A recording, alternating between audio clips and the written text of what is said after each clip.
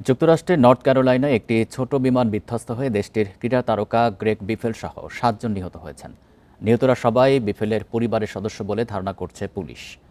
বিধ্বস্তের পর ভয়াবহ অগ্নিকাণ্ডের কারণে এখনও আনুষ্ঠানিকভাবে তা নিশ্চিত করা যায়নি। বিমানটি বিফলের সাথে যুক্ত একটি কোম্পানির নামে নিবন্ধিত ছিল।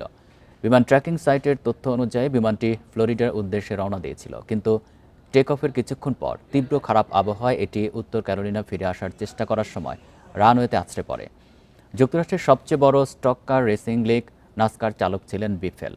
৫৫ বছর বয়সী বিফেল ২০ বছরের ক্যারিয়ারে নাসকার কাপ সিরিজে ১৯টি রেস জিতেছেন।